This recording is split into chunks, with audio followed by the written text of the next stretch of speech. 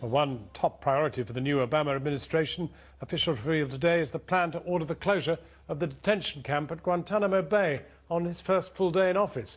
But the president-elect's already admitted it will prove a challenge, and experts have warned it could take as long as a year. Many of the remaining prisoners simply cannot be sent home because of human rights concerns about their destinations. And then there's the question of how to try detainees accused of the most serious crimes, who the US admit have been maltreated. John Sparks has been investigating what it'll take to shut Guantánamo down.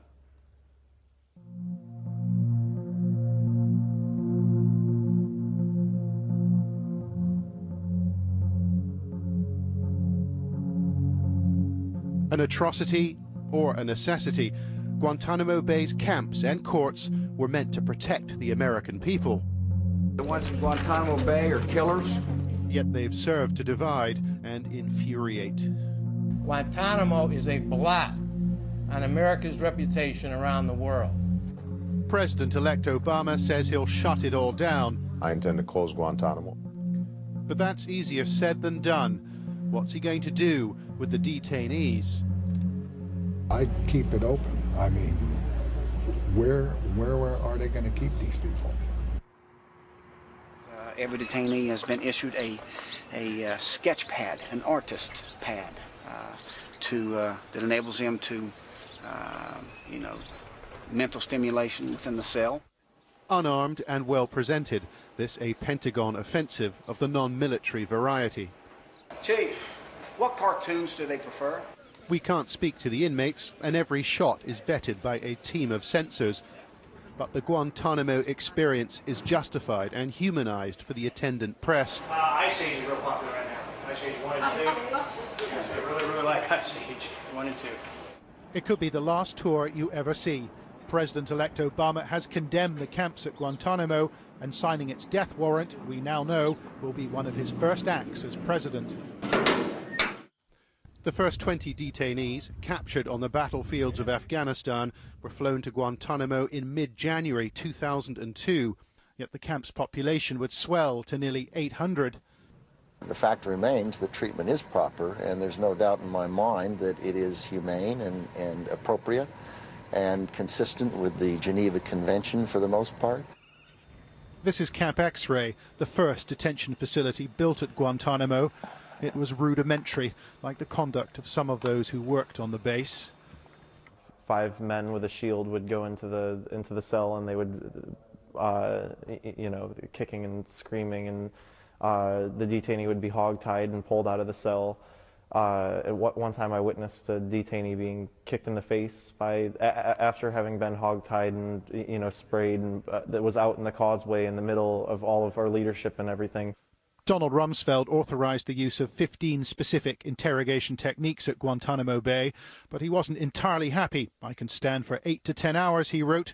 Why is standing limited to 4? Detainee Omar Kader, who arrived in Guantánamo as a 16-year-old, claims interrogators used him as a human mop, wiping his own urine from the floor. Testimony from these people, including myself, has come out, like, for example, having them doused in cold water in a tiny little isolated room and having the air condition turned on full and left there for hours on end to shiver, like being short shackled, which means having your arms and your legs shackled to a loop onto the ground and being left there subjected to loud music and white noise. Rumsfeld would rescind his interrogations order, but it wasn't communicated through the chain of command. These techniques would spread from Guantánamo Bay to Abu Ghraib in Iraq. Along with the camps, President Bush set up a parallel judicial process, a new type of court or commission to hold terrorists to account. We were invited to Guantánamo Bay for a reason. The Pentagon was making a sales pitch, a last-minute, last-ditch attempt to sell the military commission. It's the only practical way, some people say here, privately, of bringing terrorists to justice. That's because this special commission can do things that normal American courts can't. For example, prosecutors can use evidence that's been obtained through enhanced interrogation techniques. It looks like a court. Sometimes it feels like a court. Sometimes people act like it's a court. It's anything but a true court of justice. Any court of justice that allows torture, coercion, has denied access to counsel to detainees for years, is a true sham and a true farce. The CIA has already admitted to waterboarding Khalid Sheikh Mohammed, the so-called mastermind of the 9/11 attacks. But the chief prosecutor at Guantánamo told me he wouldn't use any evidence produced by this method of interrogation, which simulates the effects of drowning. How important to your case is information, intelligence that has been gathered through waterboarding, through torture? Not at all. We can't use evidence as a result of torture. Wouldn't anyway. What about waterboarding? But waterboarding, we don't plan to. I think you don't plan to use information from. No, I think it has become a way for some of our critics, and we welcome the perspective of our critics, but for some of them to use as kind of a shorthand to discredit the process. The critics included the next president, and his position seemed perfectly clear. They're ashamed of Guantanamo.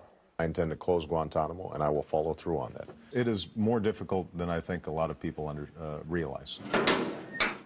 We've learnt that all pre-trial cases in front of the commission have been scrapped. It's back to square one, we were told. It gives Obama's team time to move the 250 detainees off the base, but few on the US mainland want them detained there. I wouldn't want them on the mainland. They're over here, if they escape, where they going? They ain't going nowhere. EU countries, including the UK, are prepared to accept a number of detainees already cleared for release. They'll meet in Brussels in 2 weeks' time. On the agenda, we understand, a so-called joint action, last used in 2002 to end the siege of the Church of the Holy Nativity in Bethlehem. 12 participants were granted refugee status and moved to Spain, Italy and France. There are a couple of European governments who said that they may be willing to be part of this plan, Portugal and Germany in particular.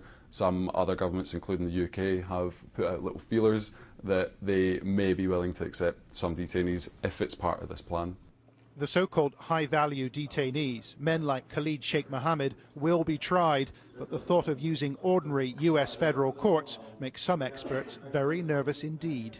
The US criminal justice system provides for so much disclosure of information as a matter of constitutional right that whenever over the last decade we have had open trials, the result has been to disclose much information to Al-Qaeda and other terrorist groups that allows them to more effectively fight against the government in the future.